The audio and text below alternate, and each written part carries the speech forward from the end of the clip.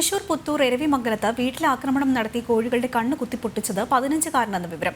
കഴിഞ്ഞ ദിവസം രാവിലെയാണ് എരവിമംഗലം സ്വദേശി ഷാജുവിന്റെ വീടിന് നേരെ ആക്രമണം ഉണ്ടായത്. വീട്ടിൽ ആളില്ലാത്ത നേരത്തായിരുന്നു ആക്രമണം. വീട്ടുകാർ ബന്ധുവീട്ടിൽ പോയ സമയത്തായിരുന്നു ആക്രമണം നടന്നത്. വീട്ടിലേക്ക് അതിക്രമിച്ച് കടന്ന് വീടിന് മുന്നിൽ വച്ചിരുന്ന സാധനങ്ങൾ വാരിവലിച്ചിട്ടു. വീടിന് മുന്നിൽ നിർത്തിയിട്ടിരുന്ന ബൈക്കും നശിപ്പിച്ചു. ഇതിനിടെ വീട് കുത്തിപ്പൊളിക്കാനും ശ്രമിച്ചു. ഇത് വിഫലമായതോടെ ഗ്യാസ് കുറ്റിയെടുത്ത് വലിച്ചെറിയുകയും മുറ്റത്തെ ചെടിച്ചട്ടികൾ തകർക്കാനും ശ്രമിച്ചു. കൂടാതെ വീട്ടിലെ വളർത്തുകോഴിയുടെ കണ്ണും കുത്തിപ്പൊട്ടിച്ചു. ബഹളം കേട്ട് അയൽവാസി എത്തിയതോടെ ഒരാൾ ഓടി രക്ഷപ്പെടുകയായിരുന്നു. സംഭവത്തിൽ 15 വയസ്സ് പ്രായമുള്ള ഒരു കുട്ടിയെയാണ് നാട്ടുകാർ കണ്ടത്.